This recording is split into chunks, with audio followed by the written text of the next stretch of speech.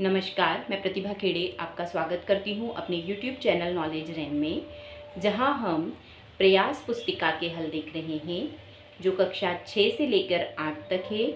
इसके पहले वीडियो में हमने प्रोजेक्ट नंबर 1 से लेकर 5 तक का हल देखा था। आज हम आगे नंबर 6 से 10 तक के हल देखेंगे। अगर आपको मेरे वीडियोस पसंद आ रहे हैं तो कृपया चैनल को लाइक करिए, शेयर करिए और सब्सक्राइब करिए।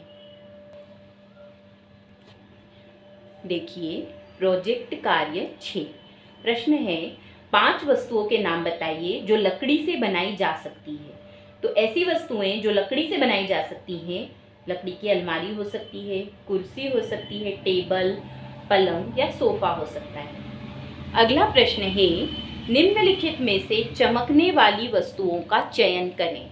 चमकने वाली वस्तुएं जैसे कांच का कटोरा, ये भी चमकदार होता है। प्लास्टिक का खिलौना चमकदार नहीं होता है।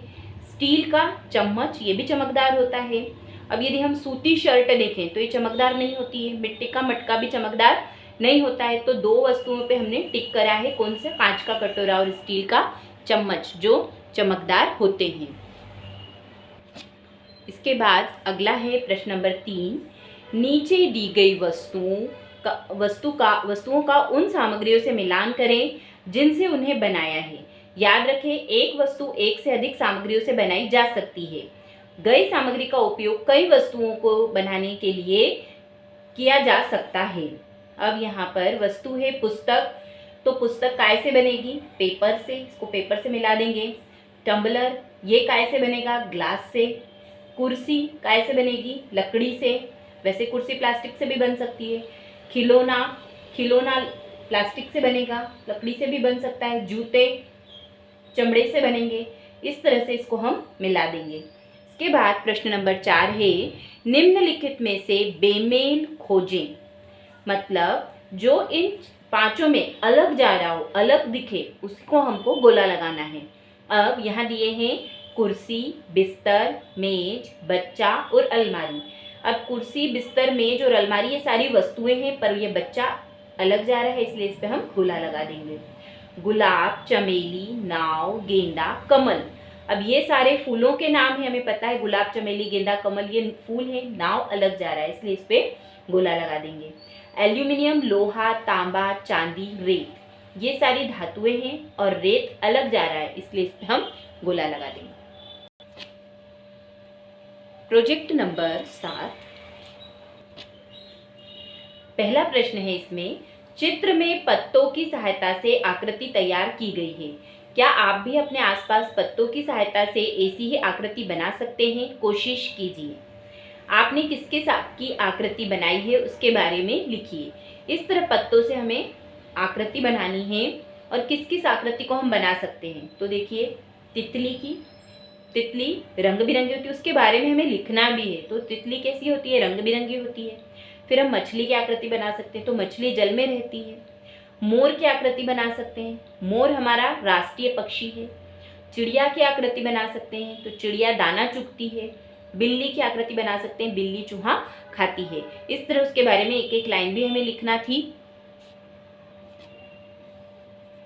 अगला प्रश्न है, इन आकृति बनाने में आपने कौन कौन से पौधों की पत्तियों का उपयोग किया? उन पौधों के नाम लिखिए। कौन कौन से पौधों की पत्तियों का उपयोग किया, उनके नाम लिखना है। तो हमने नीम, पीपल, अकाव, घास, गुलमोहर, वटवृक्ष, चमेली, आम आदि की पत्तियों का उपयोग करके ये आकृतियां बनाई। इसके बाद अगला प्रश्न है, पेड़ पर्यावरण को किस प्रकार शुद्ध रखते हैं? खोजो और लिखो। तो पेड़ हमें ऑक्सीजन देते हैं। पेड़ हानिकारक गैस कार्बन डाइऑक्साइड को ग्रहण करते हैं, जिससे वातावरण शुद्ध होता है। ये श्वसन क्रिया में क्या लेते हैं? Carbon dioxide. और पेड़ वर्षा कराने में सहायक होते हैं। पेड़ों के कारण ही वर्षा होती है। इनकी जड़ें मिट्टी के कटाव को रोकती हैं। इनकी जो जड़ें हैं वो मिट्टी के कटाव को कम करती हैं। पौधे भूमिगत जल स्तर को बढ़ाते हैं। जहाँ पर ज़्यादा पेड़ पौधे होते हैं वहाँ पर भूमिगत जल स्तर ज़्यादा होता है। ये वातावरण की गर्मी को कम करके हमें शीतलता प्रदान करते हैं। इसके बाद अगला प्रश्न है, आपके आसपास पाए जाने वाले पौधों की निम्नलिखित जानकारी सारणी में लिखो। औषधि में उपयोग आने वाले पौधे, छायादार पौधे, जंगली पौधे और सजावट वाले पौधे।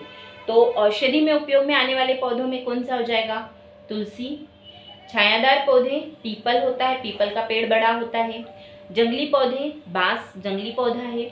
सजावट वाले पौधे, हम घरों में मनी प्लांट लगाते हैं सजावट के लिए। आगे देखें, नीम, एलोवेरा, आंवला, नीलगिरी, ये क्या है? औषधीय पौधे हैं। इस लाइन में हमने लिखे हैं छायादार पौधे, तो आम छायादार पौधा है। नीम, वटवृक्ष, आंवला, ये कैसे हैं? छाया वाले पौधे हैं। इसके बाद जंगली पौधे, तो कैक्टस जंगली होता है, बबूल का पेड़ जंगली होता है, सागौन, शीशम, ये सब जंगली झाड़ हैं। इसके बाद सुंदरता के लिए, सजावट के लिए जो लगाए जाते हैं वो पौधे, उसमें है क्रिसमस ट्री, क्रोटन, जलबास, गेंदा आदि, ये सजावट वाले पौधे हैं। अगला प्रश्न है, उसने, इसने, वह, जो जैसे शब्द सर्वनाम कहलाते हैं। आपने इस गतिविधि को लिखते हुए जिन सर्वनामों को लिखा है उसे छांटकर यहाँ लिखिए। हम, इनकी, यह, हमारा, आप आदि सर्वनाम हमने इसमें लिखे हैं। इन शब्दों को हमने यहाँ पर लिखा, ये सभी सर्वनाम हैं। प्रोजेक्ट कार्य 8। प्रश्न नंबर 1 है, here is a list of dos and don'ts, arrange them in the 2 columns given below accordingly. नीचे दी गई करने योग्य व न करने योग्य बातों को दिए गए स्थान पर लिखिए। अब हमें यहाँ पर 10 सेंटेंस उन्होंने दिए हैं। इनमें करने योग्य बातों को हमें इस तरफ लिखना है और न करने योग्य बातों को इस तरफ लिखना है। डूज मतलब जो करने लायक है और डोंट्स मतलब जो हमें नहीं करना चाहिए। तो हम इनके मतलब देख लें। Brush your teeth twice a day, अपने जो दांत है उन्हें दिन में 2 बार हमें ब्रश करना चाहिए। तो ये तो करने ही वाली चीज है, करने योग्य बात है, इसलिए इसको हम लिखेंगे डूज में। Brush your teeth twice a day. इसके बाद है बाइट नेल्स, नाखूनों को काटना। नाखूनों को काटना तो एक अच्छी आदत नहीं है। फिर टेक बाथ एवरी डे, रोज हमें नहाना चाहिए, ये तो एक अच्छी आदत है। Wash your hands before and after meals, अपने हाथों को खाने के पहले और बाद में धोना, ये भी एक अच्छी आदत है। Keep food and water uncovered, खाने को और पानी को बिना ढके रखना, तो ये तो एक अच्छी आदत नहीं है। स्पीड हियर एंड देयर, इधर उधर थूकना, ये भी गंदी आदत है। थ्रो वेस्ट पेपर एनीवेयर, जो वेस्ट पेपर होते हैं उनको कहीं भी इधर उधर फेंक देना, ये भी गंदी आदत है। Put your fingers in drinking water, अपनी उंगलियों को पीने के पानी में डालना, ये भी एक बैड हैबिट है। इसके बाद have cut nail and hair, अपने नाखूनों को रेगुलरली काटना, अपने नाखूनों और बालों को रेगुलर काटना, ये तो अच्छी आदत है। क्लीन रूम्स एवरीडे, अपने रूम को हर रोज साफ करना। तो अब इनको हमें यहाँ पर जमाना है, इस सारणी में हमें जमाना है। जो करने योग्य बातें हैं उसको हम इस तरफ लिखे हैं और जो नहीं करने योग्य बातें हैं उनको इस तरफ लिखा है। Brush your teeth twice a day, take bath every day, wash your hands before and after meals, have cut nail and hair, clean room every day, ये इस तरफ आ जाएंगे। और bite nails, keep food and water uncovered, spilt here and there, throw waste paper anywhere, put your fingers in drinking water, इसको हम किस तरफ लिखेंगे? जो नहीं करना चाहिए इस तरफ। अगला प्रश्न है, paste the pictures of any 4 great man and right 4 lines about each of them. किन्हीं 4 महापुरुषों के चित्र चिपकाएं और प्रत्येक के बारे में 4 पंक्तियां लिखें। तो यहाँ सबसे पहले हमने लगाया है रानी लक्ष्मीबाई का फोटो, जो झांसी की रानी है, उसके बारे में हमें 4 सेंटेंस भी लिखना है इंग्लिश में। तो देखिए, Rani Lakshmibai was fearless Indian queen, जो रानी लक्ष्मीबाई थी वो निडर भारतीय रानी थी। बॉर्न ऑन नवंबर 1928, इनका जन्म कब हुआ था? 19 नवंबर 1828 को। रिस्पेक्टेड फॉर मिलिट्री प्रोवेस, मतलब इन्हें सैनिक के रूप में हमेशा सराहा जाता है। इसके बाद है honoured as the Rani of Jhansi. इन्हें झांसी की रानी के नाम से भी जाना जाता है। इसके बाद अगला है विवेकानंद। ये महापुरुष हैं। यहाँ पर विवेकानंद का चित्र हमने लिखा है। इसके बाद इनके बारे में भी 4 लाइनें लिखनी है। तो Swami Vivekananda was a Hindu monk. ये एक हिंदू संत थे। स्वामी विवेकानंद एक हिंदू संत थे। He belong to a Bengali family. ये एक बंगाली फैमिली से बिलोंग करते थे। His birthday is celebrated as National Youth Day in India. इनका जो जन्मदिन है वो राष्ट्रीय युवा दिवस के रूप में भारत में मनाया जाता है। He gave a memorable speech in Chicago in 1893. इन्होंने एक बहुत यादगार भाषण दिया था शिकागो में। कब दिया था? 1893 में। इसके बाद अगला है महात्मा गांधी। तो Mahatma Gandhi was a great freedom fighter of India. ये एक महान स्वतंत्रता सेनानी थे भारत के। He was born on 2 October 1869। इनका जन्म कब हुआ था? 2 अक्टूबर 1869 को। He is also called Bapu. इनको बापू के नाम से भी पुकारा जाता है। He happened India to get independence. इन्होंने भारत को स्वतंत्र कराने में महत्वपूर्ण योगदान दिया। He helped India to get independence. इसके बाद है Pandit Jawaharlal Nehru. Pandit Jawaharlal Nehru was the first prime minister of India. ये भारत के पहले प्रधानमंत्री थे, स्वतंत्र भारत के पहले प्रधानमंत्री थे। इसके बाद ही वॉज बोर्न ऑन 14 नवंबर 1889। इनका जन्म 14 नवंबर 1889 को हुआ था। He fought for India's freedom. ये भारत की स्वतंत्रता के लिए लड़े थे। He loved children very much. इन्हें बच्चों से बहुत प्यार है। इसके बाद प्रोजेक्ट कार्य 9 देखेंगे।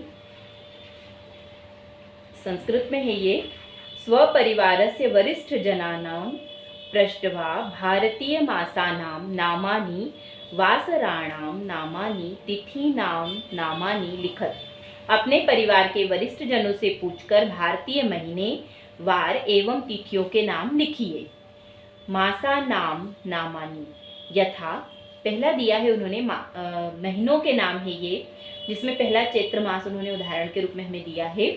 आगे के हमको पूरे 12 महीनों के नाम संस्कृत में लिखना है। तो चैत्र मासः, ज्येष्ठ मासः, चैत्र मासः, वैशाख मासः, ज्येष्ठ मासः, आषाढ़ मासः, श्रावण मासः, छठा है भाद्रपद मासः, 7वां अश्विन मासः, 8वां कार्तिक मासः, 9वां मार्गशीर्ष मासः, 10वां है पोष मासः, 11वां माघ मासः और 12वां है फाल्गुन मासः। इसके बाद वासराणाम नामानी, मतलब जो अपने सप्ताह के दिन हैं उनके नाम संस्कृत में लिखना है। तो सोमवासरः, मंगलवासरः, बुधवासरः, गुरुवासरः, शुक्रवासरः, शनिवासरः और रविवासरः। ये सप्ताह के दिनों के नाम हैं। अगला तिथियों के नाम लिखना है। तिथि नाम नामानी, तिथियों के नाम लिखना है। जैसे पहला प्रथमा उन्होंने दिया है। प्रथमा इसको प्रतिपदा भी कहते हैं। प्रथमा, द्वितीया, तृतीया, चतुर्थी, पंचमी, षष्ठी, सप्तमी, अष्टमी, नवमी, दशमी, एकादशी, द्वादशी, त्रयोदशी, चतुर्दशी और पूर्णिमा और अमावस्या होता है। जो पंचदशी होती है उसको पूर्णिमा और अमावस्या कहते हैं। शुक्ल पक्ष में पूर्णिमा होती है और कृष्ण पक्ष में अमावस्या। अगला है प्रश्न नंबर 5।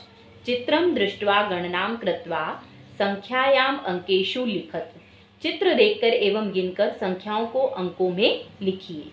अब यहाँ पर चित्र बने हुए हैं तो एक आम बना है, लिखा हुआ भी है एकम शब्द में, तो यहाँ अंक में क्या आ जाएगा? 1 लिख देंगे हम। फिर यहाँ 2 चित्र बने हैं तो क्या लिख देंगे?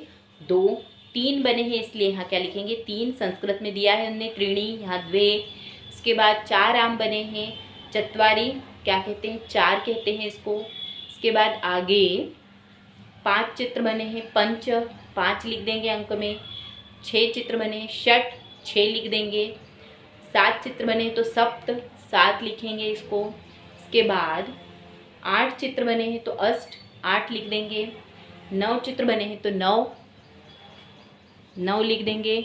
आगे है यहाँ पर 10 आम बने हैं तो इसको क्या लिख देंगे हम, अंकों में 10 लिख देंगे। अब इसके बाद प्रोजेक्ट कार्य 10 देखेंगे।